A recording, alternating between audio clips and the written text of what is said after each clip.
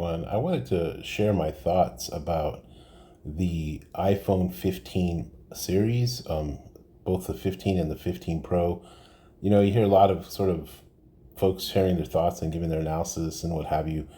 Sometimes I don't know who to, really trust in the sense that I think a lot of these YouTubers are, sometimes a little bit commercially. They're kind of like commercials for the products. So I'm just going to give you my own thoughts and analysis on it. Personally, I'll start with the 15. I think that the 15 itself is actually a pretty solid upgrade over the 14. The prices have remained the same, so that's pretty good. $799, $899. I do think that the Plus model maybe is a little overpriced. Ideally, I'd like to see it at like maybe only $50 more, but obviously, there's a profit margin to be made. $899 for the Plus, though, this year versus $999 for the 15 Pro is a lot closer in terms of, I think, what you get. And particularly the cameras, I think, are much better. So they're kind of taking the Pro cameras from the 14 and, outside of the third lens and placing them on the 15 base models. People make a big deal about 60 hertz display. I got to be honest, I don't really care. It doesn't really affect my life too much. Again, I'm not a big gamer, but $799 pretty solid. $899, it is what it is. It's been that way for a bit. But I think the upgrade on the 15 and the 15 Plus models are actually pretty good. As far as the colors are concerned, I kind of like the different. Let's go ahead and pick one so we can see the colors. I kind of like I'm kind of more of a black. Picking usually the black color. But I think that the other colors look pretty nice. The green color, my nieces have always wanted a pink iPhone, so I think that that's a nice color. The light blue looks pretty good. They all look kind of very pastelish though, so I maybe would like to see a little more variety there. But if I were to pick one, I'd probably go with a black one myself, or maybe that light blue one, light green, depending upon what it looks like in person. But the 128, it's a little unfortunate, but for the base model, I can understand it. As far as the 128 gigabyte models, $799. I don't really think these are worth the upgrade too much. Obviously, if you have iCloud, you don't really need to upgrade it. When you get to $1,000 or to $1,100 for a 512, then at that point, I'm thinking, well, you might as well go for like a Pro Max or something. But that's just me. But anyhow, the 15 I think is pretty solid upgrade. I would definitely go for it. If I was maybe at perhaps an iPhone 12, or lower, I think the 13 is still a really good phone. The 14, but I do think that from the 14 to the 15, there are significant camera upgrades that I think really make a big difference. So I would probably just go ahead and maybe upgrade if you're really into cameras, but you still want to choose like your own color. Some folks just choose the iPhone just for a color, even though they might be, able to get or want to have the 15 Pro, but they choose it for the color. Now, as far as the 15 Pro is concerned, we'll go back here. I think that if you have a 12, 13, or 14 Pro, especially a 13 or 14 Pro, the base sort of 6.1 inch at $999, weight isn't as much of an issue on the Pro as it is on the Pro Max, in my opinion. I had the 13 Pro. That was okay to carry in my pocket, but the 15 Pro weight to the 14 Pro weight, it's not as big of a deal. I think it makes a bigger deal with the Pro Max.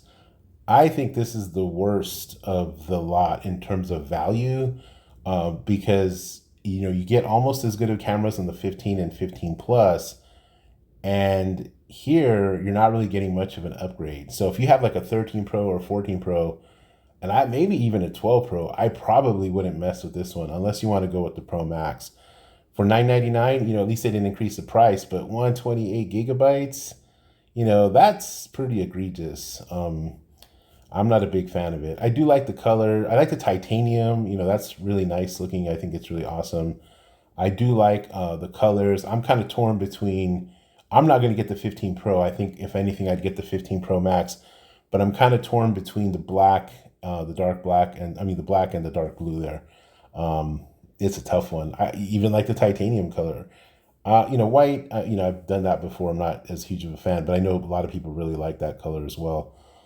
So yeah, I don't think the 15 Pro really is the sweet spot this year. I think it's either go for the 15 if you want the size, maybe the 15 plus. At that point, I guess for $100 more, do you want the Pro screen? Do you want certain things? I mean, it kind of depends. But I don't think that the 14, 13 Pro to the 15 Pro is as much of an update. Now, when it gets to the Pro Max, then I have a different opinion. I think that the Pro Max, let me go back here. Sorry about that. I think that the Pro Max is actually maybe more worth it. Let me figure out how to navigate around here. Um, you know, it is $11.99, and people are saying, "Oh, they raised the price." But to be honest, they didn't really raise the price. They just eliminated the base model. That's what they did. So, you know, the Pro Max, I think, is probably worth the upgrade for only a few reasons. You really want USB-C, you want the zoom camera, and you want the lighter weight. If those three things speak to you, I kind of think about it in the way I think about, like, okay, I have a Galaxy Z Fold 4. Do I want to upgrade to the Z Fold 5?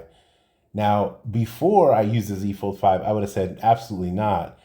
But having used the Z Fold 5 and seeing all of the um, updates kind of in the right places, I kind of think, like, if it's within range, a few $100, four or five, even four or $500, I might consider it. And this, I kind of feel that way about this 15 Pro Max update. Like, if it's, if the weight is a big deal, if I carry two phones, so weight kind of matters to me. If, the camera zoom is a big deal, and from what I've seen from some of the shots from some of the bigger YouTubers who were there at the event, the zoom camera looks pretty good. And if USB-C is a big deal, those three things combined might be a compelling upgrade. Now, again, it's $11.99. It's pretty much the same price as the S23 Ultra. Of course, you can always get the S23 Ultra on sale. So is it really the same price? In reality, not necessarily.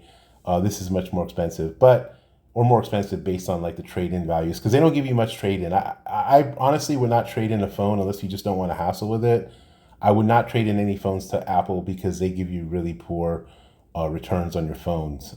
They used to give you much better returns, but now I don't think so. So if I go ahead and pre-order, I'm probably going to go with the Pro Max. At just the base model. I don't need any more than 256 gigabytes, especially with iCloud. I'm really torn between the blue and the black. It's going to be one of those two, I think. Even that titanium pulls me a little bit, but not as much. I always wanted that space black color on the 14 Pro, but I just didn't like the upgrade. I didn't think it was much of an upgrade. But anyway, those are just some thoughts on the iPhone 15 Pro series. Curious to know what your thoughts are.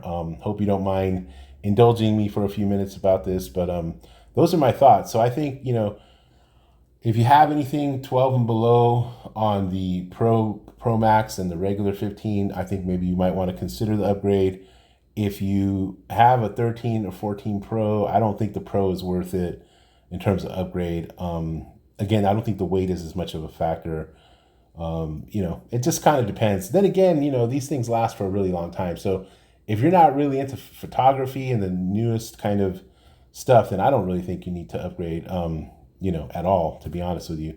I would be perfectly happy with a 13 Pro or 13 Pro Max as well. So anyway, okay. Well, those are just some thoughts about the Apple event. I will see you next time. I hope you're well. I hope your family's well, and take care of yourself.